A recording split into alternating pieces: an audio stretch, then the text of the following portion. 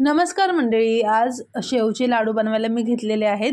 तर इथे अंदाजेच मी पीठ घेतलं होतं, किलोभर असेल साधारणतः बेसन पीठ। तर ते पाणी टाकून मळून घेतलेलं आहे आणि थोडंसं मीठ घातलं, अगदी किंचित। तर हे थोडंसं आपल्याला सैलच मळायचं आहे, जास्त घट्ट नाही करायचं। बाजूला मी भाजी देखील टाकली, असं रस्सा भाजी केली होती, शेवग्याची शेंग। तर ते पण मी ठेवलं आहे, कारण का असं होतं ना, आपण फराळाचं बनवत बसले की मुलांना मध्येच भूक लागते। त्यामुळे म्हटलं स्वयंपाक आधी रेडी करून ठेवावा। पीठ मळून घेतलेलं आहे मी, कणिक ठेवली आहे आणि भाजी पण इथे आता शिजत राहील आणि जसं भूक लागेल तसं मी गरम गरम चपाती करून देईल। आता इथे पीठ मळून झालेलं आहे बेसनचं, बघा अशा पद्धतीने मळलेलं आहे आणि जास्त वेळ ठेवायची गरज नाही, डायरेक्ट तुम्ही करू शकता, लाडू बनवायला घेऊ शकता। याची शेव पाडायची आहे आपल्याला आता। त्यासाठी मी हा शेवगा घेतलेला आहे, कुरवड्या वगैरे आपण ज्याने करतो ना, चकली वगैरे, तोच आहे। आणि याच्यात जी शेवची हे असते ना प्लेट बारीक अशी, ती घेतलेली आहे। तर हे सगळं पीठ याच्यात भरून घेते आणि पटकन होतं, तसं जास्त वेळ लागत नाही। मला तर एकदम इझी वाटतात हे लाडू करायला, जास्त असा वेळ लागत नाही, पटकन होऊन जातात। तर म्हटलं आज करूनच घ्यावेत आणि एक एक पदार्थ बनला की असं बरं वाटतं की अरे हां, एवढं बनवून झालेलं आहे।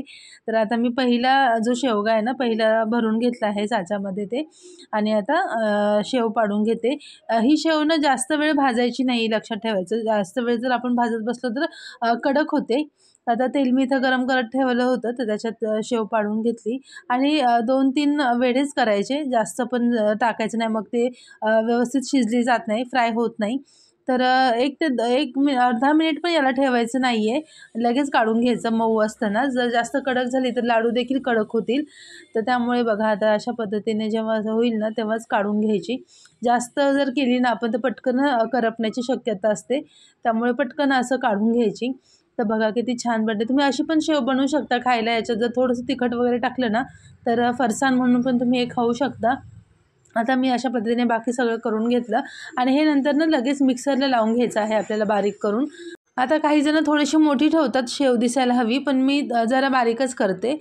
तर अशा पद्धतीने मी सगळी जी शेव काढली होती ना, ती सगळी बारीक करून घेतली आणि आता मग भूक लागली होती, तर मग आधी जेवण वगैरे केलं, एक झोप काढली आणि त्याच्यानंतर मग मी लाडू वळायला घेतले होते, म्हणजे पुढची प्रोसेस करायला। तर बघा, इथे एक पातेला भरून, जवळजवळ 3 लिटरचं हे पातेलं आहे, तर तेवढं भरून ही शेव झाली होती आणि इकडे मी पाक करायला ठेवलेला आहे। इथे मी एक तारी पाकच बनवणार आहे, जास्त कडक पाक करणार नाही, नाहीतर मग लाडू पण कडक होऊन जातात। तर आता पाक रेडी झालेला आहे, याच्यात पूर्ण जे आपलं बनवलेली आहे ना शेव, ते घालते आणि मला असं वाटलं होतं की थोडासा पाक कमी पडतोय की काय, म्हणून मी थोडीशी शेव बाजूला ठेवली की आधी एवढं मिक्स करून बघूया, म्हणजे कमी पडलं तर मग पुन्हा पाक वेगळा करता येईल। पण जेव्हा मिक्स केलं ना, तेव्हा समजलं की नाही, म्हणजे बरोबर होतं आहे। तर मग पूर्ण शेव टाकून दिली त्याच्यात आणि असं मिक्स छान करून घेतलं। जेव्हा हे पाक ॲब्झॉर्ब करतं ना, तेव्हा त्याचा कलर पण वेगळा होऊन जातो बघा। आता झटपट मी याचे लाडू छान वळून घेतले, थोडंसं थंड होऊ द्यायचं आहे, नाही तर हाताला भाजतं। थोडंसं हाताला तूप किंवा तेल लावून पटकन लाडू वळून घ्यायचे।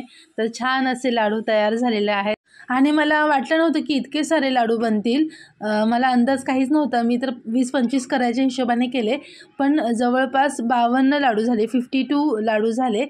आता हे लाडू एका डब्यामध्ये काढून ठेवले, तुम्ही पाहू शकता किती छान दिसत आहेत। तर तुम्हाला आजची रेसिपी कशी वाटली लाडूची, मला नक्की सांगा कमेंट करून। तुम्ही कुठले लाडू बनवता, बेसनचे वगैरे, तर तेही सांगा। मला पण बेसनाचे बनवायचे आहेत, पण जास्त नाही बनवणार आता, कारण हेच भरपूर झालेले आहेत।